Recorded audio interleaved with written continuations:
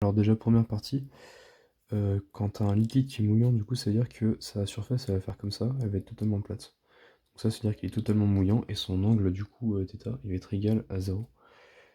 Quand tu as un liquide ensuite qui est partiellement mouillant, son angle va être compris entre 0 et 80 degrés. Donc l'angle, c'est l'angle qui est ici.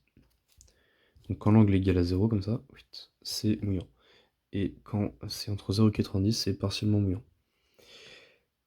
Si c'est égal à 90, donc ton angle il est pile comme ça, ici, euh, c'est toujours partiellement mouillant parce que la limite, c'est vraiment le 90 degrés. Et c'est 90 degrés inclus dans partiellement mouillant. Donc il est toujours partiellement mouillant et ça va te faire une demi-sphère au niveau de la forme de la bulle entre guillemets à la surface.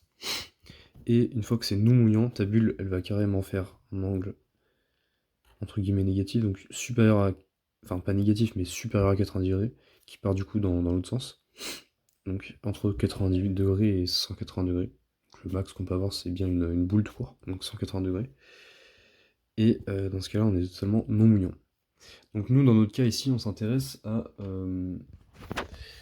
Donc on s'intéresse à une goutte à la surface d'une lame de verre propre, on constate que le liquide prend la forme d'une demi-sphère. Donc demi-sphère, c'est ça, demi-sphère, ce truc-là. Donc déjà, tu peux partir du principe que ton θ est égal à 90 degrés. Donc ça, c'est le schéma que tu as dans ton cours, page 14, et celui juste à côté de l'Oadjura. Et tu vois que tu as du coup deux angles étudiés, le alpha et le θ. Le θ, c'est l'angle de tes rayons entre eux. Donc le rayon à la fois par rapport à ton capillaire tout court, et le rayon que ça forme par rapport à la surface de l'eau. Et ton alpha, c'est l'angle de déformation entre guillemets de la surface de l'eau. Donc celui qui nous intéresse du coup dans l'exo, parce que il varie selon les items. Donc dans ce cas-là, on est dans un cas de mouillabilité soit parfaite, soit partiellement, donc partiellement mouillant. Et nous, ce qu'on veut du coup, c'est un angle alpha, θ de 90 degrés. Et dans ce cas-là, ça donne ce truc-là, c'est-à-dire que tu as le rayon qui est égal au rayon. Donc ça te fait un angle de 90 degrés. Et dans ce cas-là, du coup, si c'est égal à 90 degrés, ça te donne aussi un angle alpha de 90 degrés, parce que les maths c'est parfait.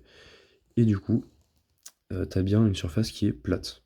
Donc dans ce cas-là, tu coches l'item C, où la surface elle est totalement plate. Donc le A c'était mouillant, le B c'était partiellement mouillant, le C c'était surface plate, le D c'est non mouillant mais pas trop, et le E c'est totalement non mouillant. Voilà.